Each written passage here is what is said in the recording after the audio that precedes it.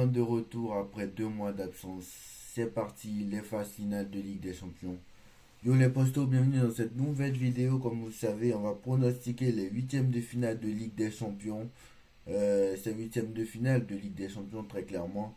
Où on avait dit que très clairement dans le top 10 des favoris, Manchester City était premier favori de cette compétition. Donc on l'avait dit, hein, allez voir la vidéo, je mettrai peut-être le lien en description.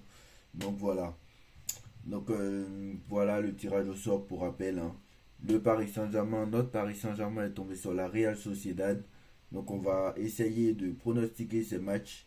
Et les 8 matchs de Ligue des Champions, on va essayer de les pronostiquer. Donc voilà. C'est parti. Le premier match Leipzig-Real Madrid, comme vous savez, le Red Bull Leipzig qui est en Bundesliga et le Real Madrid, hein, le Real Madrid, le roi des Coupes d'Europe, 14 Coupes d'Europe, 14 Ligues des Champions pardon, dans son histoire. Le Real Madrid très exceptionnel, les blessés qui commencent à revenir. Bon, la forme est très très bien aussi du côté du Real. Leipzig c'est très très compliqué. Donc très clairement voilà.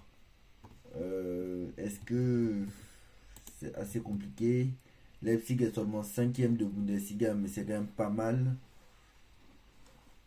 Bon, vu l'expérience du Real Madrid qui ne se fait jamais éliminer en huitième de finale à part en 2020 et 2019, je partirai plutôt sur la victoire du Real Madrid. Je pense que tout le monde sera assez fou, hein, si vous mettez la victoire de Leipzig, très clairement.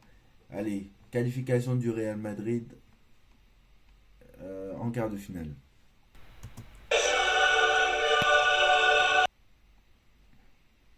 L'autre match maintenant, FC Copenhague, Manchester City. Le même jour, on aura FC Copenhague, Manchester City. Un match assez déséquilibré. Le match peut-être le plus déséquilibré de ces 8 matchs peut-être de Ligue des Champions. Franchement, Copenhague, moi perso, je les connais pas trop. Je les regarde pas. Je vais pas regarder je regarde pas les matchs du championnat du Danemark. Je pense que vous êtes beaucoup aussi dans ce cas. Mais par contre, moi, je regarde la première ligue. Haaland est de retour. Et même si Haaland n'était pas là, honnêtement, je ne peux pas dire que Copenhague serait. Voilà. Pour moi, il n'y a rien d'autre de plus à dire. Manchester City est quand même le tenant du titre, il ne faut pas l'oublier. Même si pour moi, je ne pense pas qu'ils la regagneront. C'est très compliqué de gagner la Ligue des Champions 2 fois d'affilée. Je crois que la seule équipe qui a réussi, c'était Nottingham Forest et le Real Madrid. Mais bon, je pense pas que la City va la regagner. Demi-finale, c'est certainement possible, mais la regagner, je ne pense pas. Donc, qualification de Manchester City haut la main, je pense que voilà, ce sera comme l'année dernière contre Leipzig. Voilà, il n'y a pas, il n'y a plus d'autres mots à dire.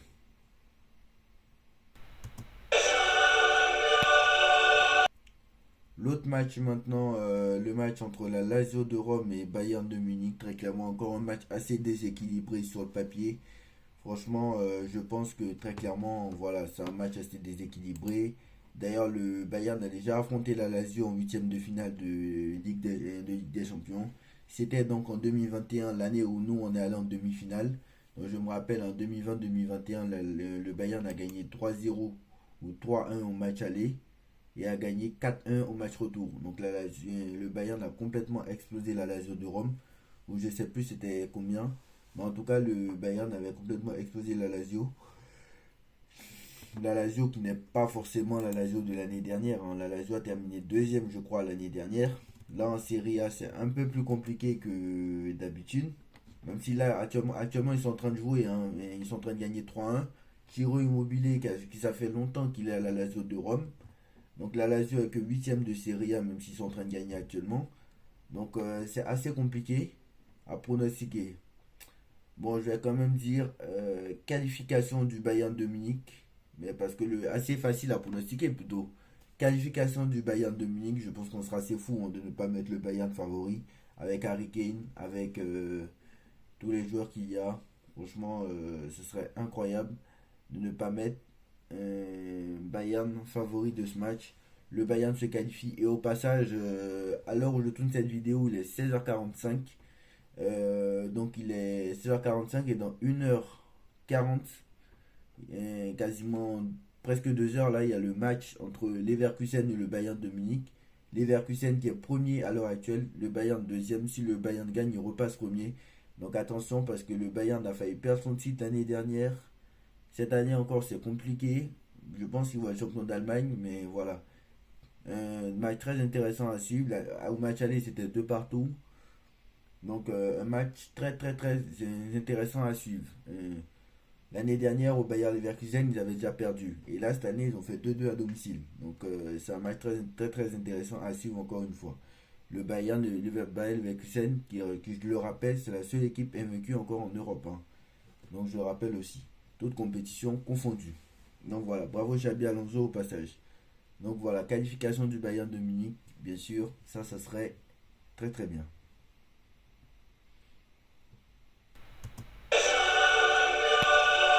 Donc maintenant, on en revient à nous. Maintenant, le Paris Saint-Germain est tombé sur la Real Sociedad.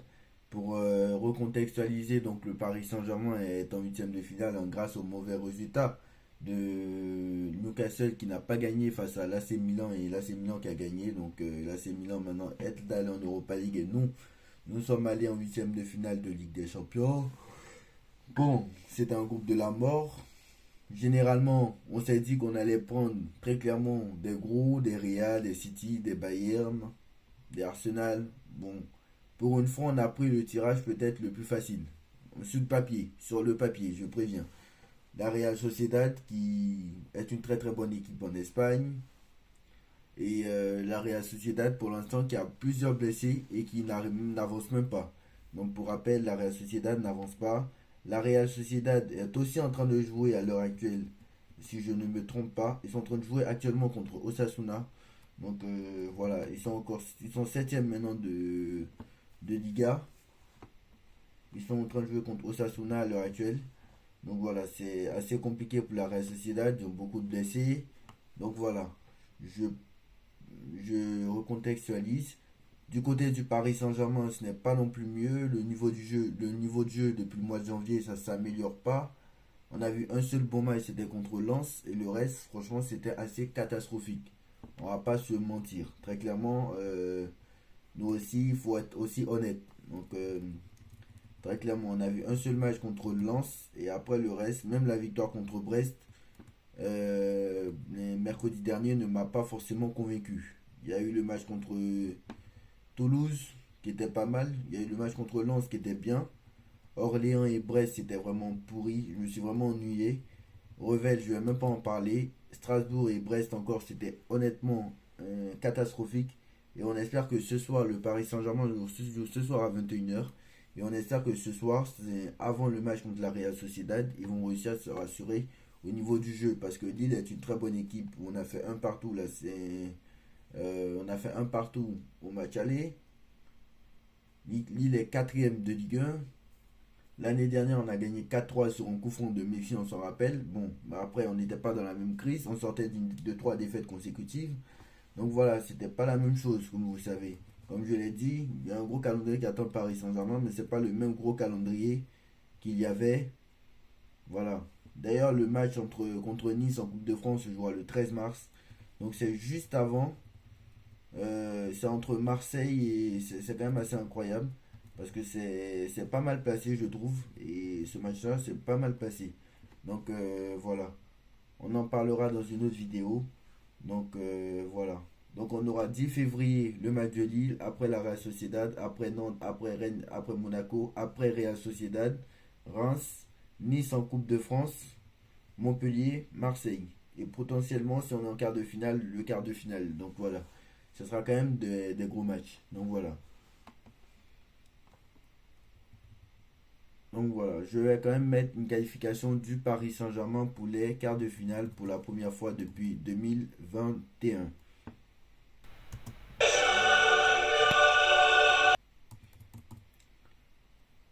Voici un autre match. L'autre équipe qui était dans le groupe du Paris Saint-Germain, le Borussia Dortmund. Qui savait que le Borussia Dortmund, qui pouvait penser que le Borussia Dortmund allait être en quart de finale, en huitième de finale, pardon.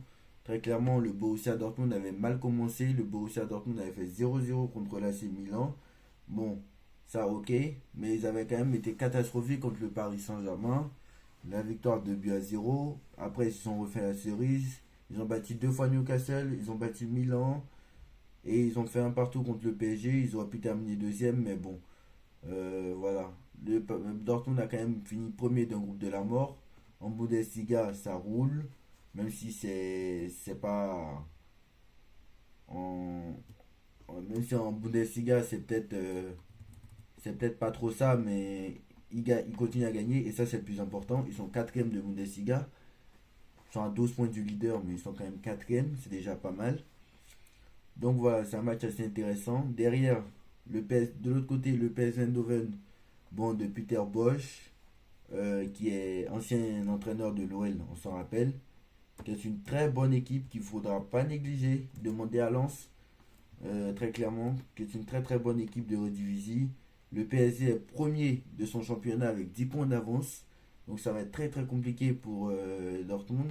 Donc c'est un match très intéressant, mais vu, bon, Dortmund c'est un habitué des huitièmes quarts ces dernières années. Donc pour moi, ce serait incroyable qu'ils ne passent quand même pas les huitièmes de finale. Surtout que l'année dernière, ils se sont fait éliminer par un Chelsea qui n'est pas non plus, qui n'était pas non plus un Chelsea assez fort.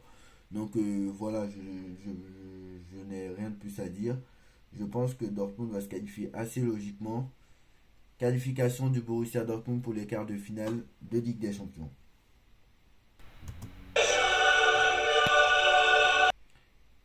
Donc maintenant l'autre match maintenant entre l'Inter de Milan et l'Atlético Madrid. Alors moi c'est l'affiche la plus intéressante que je, l'affiche peut-être la plus serrée qu'on va, la plus difficile à pronostiquer sans doute parce que pour moi dans chaque affiche il y a un favori et un outsider. Mais là celui-là c'est celui le plus peut-être le moins évident à pronostiquer. Alors il y en a un autre qui est un peu moins évident aussi. On expliquera pourquoi. Mais celui-là, c'est le moins évident à pronostiquer. Pourquoi? Parce que très clairement, l'Inter de Milan marche sur l'eau. On sait que l'Inter de Milan a battu la Juventus et c'est tellement que l'Inter va être champion de Serie A. D'ailleurs, il joue ce soir à 18h, je crois si je ne me trompe pas, contre l'AS Roma. L'AS Roma qui est cinquième à l'heure actuelle. Donc l'Inter de Milan a 4 points d'avance sur la Juventus de Turin avec un match en moins. Donc l'Inter quand même est premier de son championnat.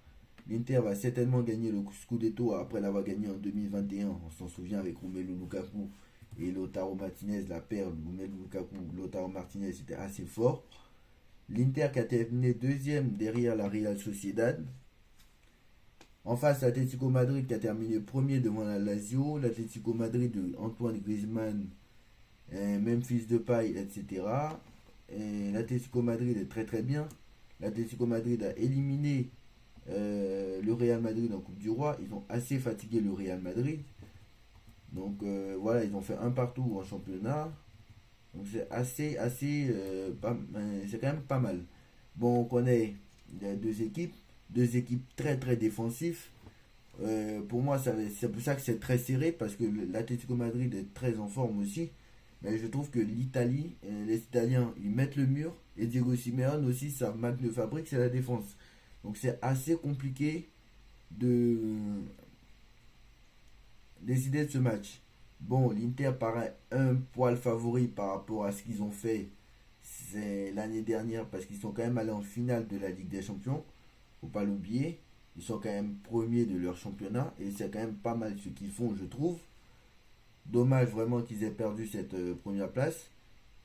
Mais alors que l'Atlético Madrid, bon, eux, ils ont de bons joueurs, c'est vrai, mais en Ligue des Champions, ça n'a pas non plus, ces dernières années, ça n'a pas non plus été exceptionnel. Donc voilà. Donc j'ai envie de dire, qualification de l'Inter de Milan pour les quarts de finale de Ligue des Champions. Donc voilà. Avant-dernier match à pronostiquer, donc entre Naples et le FC Barcelone. Très clairement, lui aussi, c'est très très compliqué à pronostiquer. Le Napoli n'est plus le même Napoli que la saison dernière. Le Napoli, c'est très très compliqué en ce moment. En Serie A, bon, ça gagne, mais souvent ça perd aussi. Ils sont seulement 7e de Serie A derrière Bologne, derrière Roma, derrière Atalanta, derrière. C'est pas le même Napoli que la saison dernière alors qu'ils ont gardé les mêmes joueurs. Alors, d'accord, Osimhen est allé à la CAN. Osimhen est en finale de la CAN face à mon pays étranger, je le rappelle, la Côte d'Ivoire. Mais très clairement, c'est assez compliqué pour le Napoli et c'est pas le même Napoli que la saison dernière.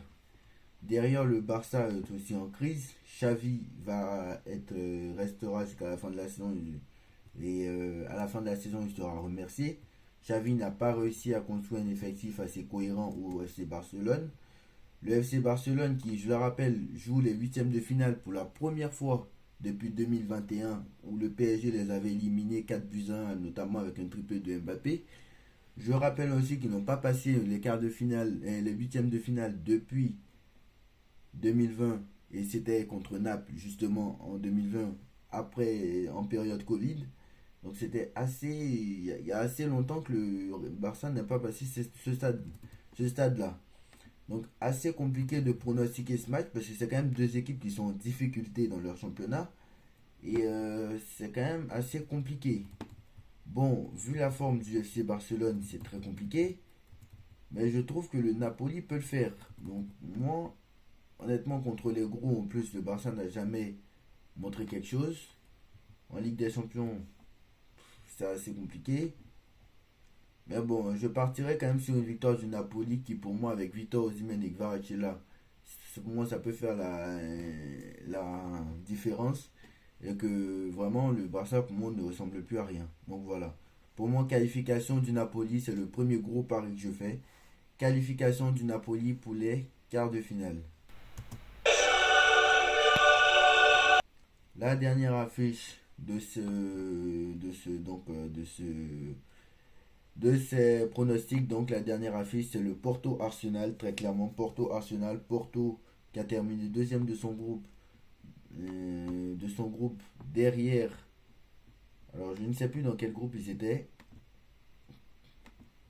Donc Arsenal, hein, qui a terminé premier de son groupe, hein, qui était dans le groupe A, notamment avec Lens et PSV Eindhoven. Et Porto qui a terminé deuxième de son groupe derrière le FC Barcelone. On s'en rappelle, d'ailleurs ils ont failli finir premier.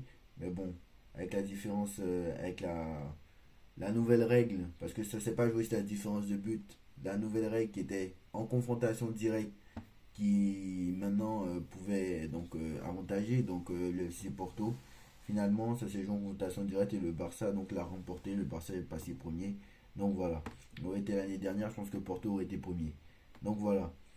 Porto face à Arsenal. Derrière Arsenal, c'est quand même pas baladé dans sa poule alors qu'on croyait tous qu'ils allaient se balader. Quand même, ils ont fait 13 points sur 16, faut pas louper sur 18. C'est quand même pas mal. Mais quand même, il y a un match nul et une défaite. Donc voilà. Arsenal, c'est assez compliqué en championnat. Bon, ils étaient quand même premiers, faut pas l'oublier. Ils ont battu Liverpool, faut pas l'oublier.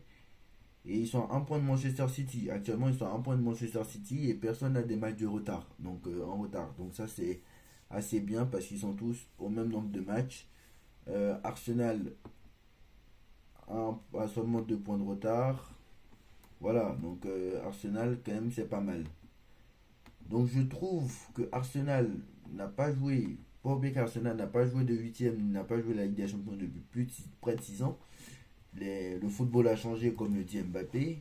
Porto est habitué à jouer les huitièmes de finale. Porto